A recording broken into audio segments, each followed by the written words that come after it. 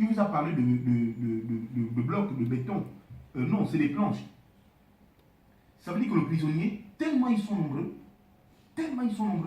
que dans chaque quartier, ils ont décidé de mettre des planchers. Il y a un premier plancher qui s'appelle le mi. On appelle ça le mi. C'est un nom là. Je l'ai noté ici. Je vais le dire au nom. Donc il y a un premier. Il y a un premier niveau. Il y a un deuxième niveau. Et il y a même un troisième niveau. Juste pour cette distance, vous avez 3 blocs comme ça. Donc les uns dorment en bas, à mi-pont. Le bas, c'est le sous-pont. Premier niveau. Donc, les planches partent de là-bas jusqu'au point de ce bloc. Deuxième niveau, c'est au milieu. Troisième niveau, c'est plus haut. Donc, ceux qui dorment n'ont même pas de l'espace pour s'asseoir comme ça. Parce que c'est tellement bas, les blocs, les différents planchers. Et donc, les gens rentrent dans les planchers pour dormir. Les gens entrent. Quand vous avez la chance d'avoir ce qu'on appelle un mandat, le mandat, c'est le matelas d'une place, de quelques centimètres. On appelle ça mandat. Sur le mandat d'une place, vous êtes 5 à dormir dessus. L'un met la tête comme ça, l'autre met les pieds comme ça, l'autre met la tête comme ça. Vous êtes parfois 5 sur un mandat d'une place. Ceux qui n'ont pas de matelas, c'est ceux que vous voyez là dehors. Ils dorment sur des couvertures qui passent la journée au sol. Ce sont les tempestés de boue, de poussière. En fait, à voir les photos, elles sont tellement belles les photos. Parce que la réalité est dramatique. La situation est grave à la prison centrale. S'il pleut, c'est la boue.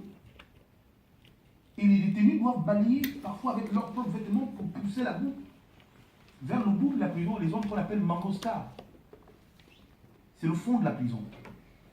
Aujourd'hui, quand vous voyez ce que vous voyez là aujourd'hui, il n'y a plus de poisson à la prison centrale. On vous donne un carton de poulet, on vous dépose le poulet, on jette ça. Et vous mettez ça dans une marmite, une grosse marmite. Ça et non, je vais revenir au nom, parce que j'ai des choses que... Donc, dans cette grosse marmite, tout le monde met son morceau de poulet. Aujourd'hui, on ne donne plus un poulet. On te donne une cuisse. Une cuisse, c'est pour 2 personnes, vous découpez la cuisse d'un poulet à 2. Et tout ça est préparé dans une grosse marmite. Sans huile. Juste en versant de l'eau, en trouvant un peu de sel. C'est ça que les détenus mangent. Il n'y a plus 2 repas, 3 repas, ça n'existe plus. Il n'y a qu'un repas par jour. Les repas ne viennent pas à 10 heures, ça n'existe plus. Les repas viennent parfois à 15 heures. Ou à 12 heures, ils décident de vous partager le poulet. Et là, vous découpez chacun un morceau de poulet, un petit bout comme ça. C'est ça que vous mangez. Avec du riz dans de l'eau. Parce que vous trouvez l'huile où la majorité des prisonniers n'ont pas d'argent. Soit ils ont été abandonnés par les parents. Aujourd'hui, il y a un autre phénomène. La majorité des jeunes qui ont été arrêtés, et c'est là que, c'est pourquoi j'avais tenu à un moment donné à dire il faut qu'on dise quelque chose.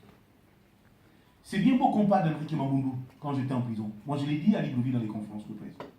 C'est bien qu'on dise Bertrand Zibi. C'est bien qu'on dise Landy Washington. Mais est-ce que les gens peuvent imaginer combien de jeunes Gabonais anonymes subissent en prison sans qu'on ne parle jamais d'eux, qui ont été arrêtés pendant la campagne électorale, qui ont été arrêtés après les assauts du QG de Jean-Pierre, et qui ont été arrêtés plusieurs semaines après. Mais ça, c'est monnaie courante. Chez nous, la PJ se balade comme si c'était le président de la République aussi. Le policier qui rentre, qui va à la police, comme si vous voyez un policier à Libreville, il est même plus vantard que vous qui êtes fonctionnaire ou bien placé. Il devient bancal. Même quand il était normal, il devient vantard, bancal, tout ça. Il devient très élégant. Il est heureux du travail qu'on lui fait faire. D'aller arrêter les Gabonais tous les jours. La prison est peuplée des prisonniers politiques. Arrêtés pendant les émeutes. Mais c'est les jeunes, vous les rencontrez, vous avez mal. Vous vous dites, mais qu'est-ce que tu fais ici? Il dit, mes parents m'ont abandonné parce qu'ils me disent qu'il ne fallait pas aller faire les marches. Ou les parents viennent quand même. Pourquoi on ne nous rend pas visite? Mais on ne rend pas visite aux prisonniers à Libreville. Elle disait que c'est dur de voir Bertrand Zibi, mais tu le vois où? Moi, c'est ma fiancée qui est là, qui est depuis quelques mois déjà en France, qui se battait quand même pour trouver la possibilité de venir me rendre visite. J'ai dû inventer même des maladies. Que j'étais gravement malade, mais là encore parce que j'avais rencontré une sœur à moi qui travaille à l'hôpital. Il y a des choses que je ne pourrais pas dire aujourd'hui. Mon dossier est en instruction, c'est l'épée qu'on met sur ta tête au Gabon. Comme moi j'ai vu au Gabon, je vais repartir. Hein? Il y en a qui sont en France, donc souvent, comme on n'a pas les mêmes problèmes, moi on peut comprendre l'aéroport. Vous venez là, on m'a d'abord arrêté. Donc il y a des choses sur lesquelles je ne pourrais pas en dire, je ne pourrais pas parler beaucoup. Donc voilà un peu. Voilà les conditions de mon arrestation. Pendant des mois et donc depuis le 9 juillet, Ali Bongo décide de nous mettre sur une liste noire. Il faut nous arrêter ou nous tuer, mais ça c'est clair, c'est connu. Au Gabon, c'est un Far West. C'est ça une dictature. Ils ont débarqué chez moi. Là, on est en août. Ils ont déclaré les premiers résultats. Ils estiment que je suis le leader des jeux et que je suis incitateur. C'est moi qui ai voulu faire ceci, là. Il faut absolument qu'on m'arrête. Évidemment, je faisais des apparitions dans les meetings politiques. Mais je pouvais arriver, je savais comment je partais. Vraiment, c'était quand même organisé. Je savais comment je quittais les lieux. Il y a tellement de trous chez nous que tu peux quitter une rue pour une autre tout en étant dans le maquis et une voiture qui attend de l'autre côté pour partir. Mais il n'était pas question pour moi après le 9 juillet de dire je ne vais pas faire la campagne contre Ali parce que j'ai peur de mourir. Même après qu'on ait tiré sur moi. Donc il y avait des apparitions.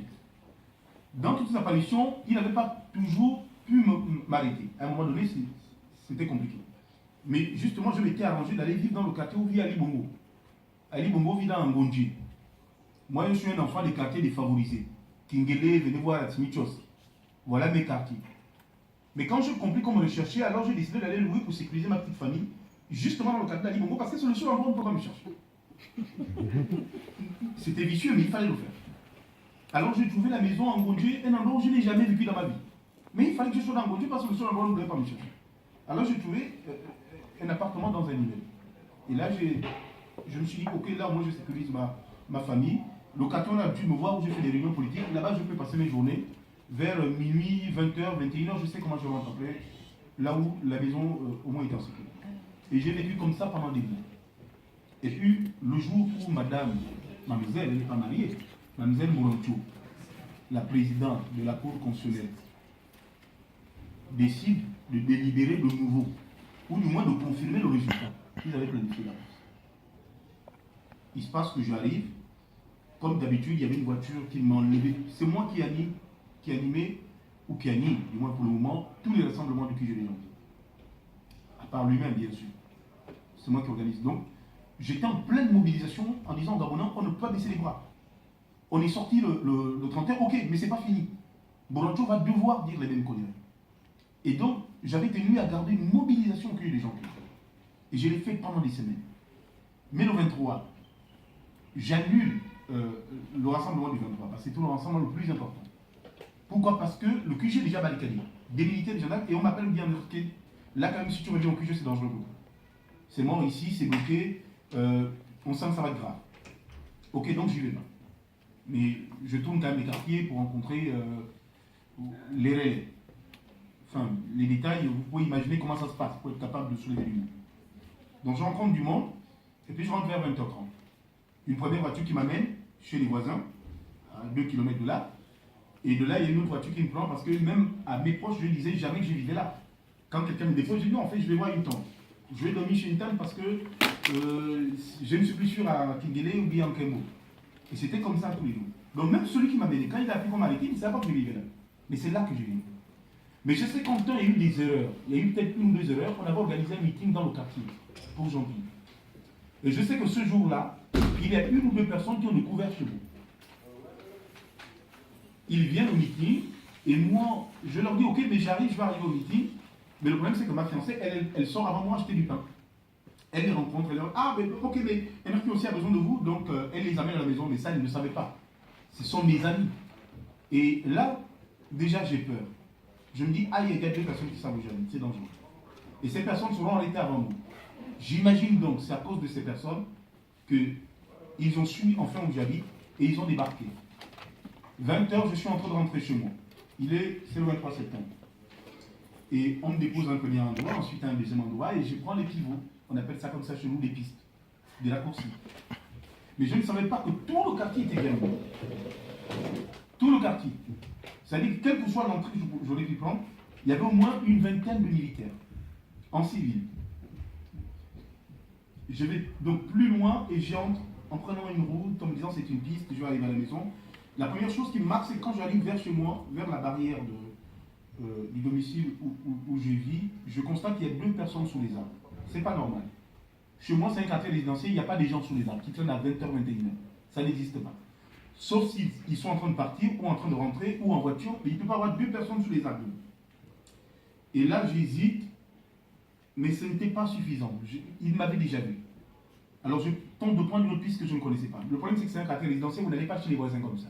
Vous n'escaladez pas leurs barrières comme ça. Il n'y a pas de piste sur lesquelles vous pouvez rentrer comme dans les quartiers défavorisés. Et les gars avancent vers moi, et là je sens que oui, ils viennent pour moi. Et là je cours. Je ne sais pas, je ne peux pas vous dire combien de barrières j'escaladais. De toute façon, je te viens de devenir spécialiste des sprints, puisque je ne faisais que ça maintenant. Et donc oui, j'étais relié à l'exercice. J'ai escaladé au moins 400 barrières, mais en passant quand même par chez moi. Mais tout ça sans savoir qu'en réalité, ils étaient chez moi depuis 9h du matin. Donc quand je sors à 8h30, ils me remplacent. Ils prennent ma fiancée en otage. Ils prennent l'enfant en otage. Ils bloquent quasiment tous les voisins de l'immeuble. Personne n'a le droit de sortir ou entrer. Parce que quelqu'un peut me prévenir. Et ça a duré toute une journée comme ça. Vous avez votre fiancée qui ne peut même pas se déplacer, même si elle va aller dans les toilettes, il faut qu'on aille surveiller si vous allez dans les toilettes. Mais c'était comme ça toute la journée. Elle ne peut pas préparer. Comment tu prépares avec un militaire derrière qui est armé jusqu'aux dents, cagoulé? Ils ont mobilisé quasiment un peu plus d'une centaine de personnes, de militaires. Ils ont réussi à m'arrêter, mais ils m'arrêtent pourquoi? Parce qu'en réalité, de l'immeuble, j'avais une façon de regarder le pays, mon environnement en me disant, ah, mais si on me poursuit là, je peux escalader.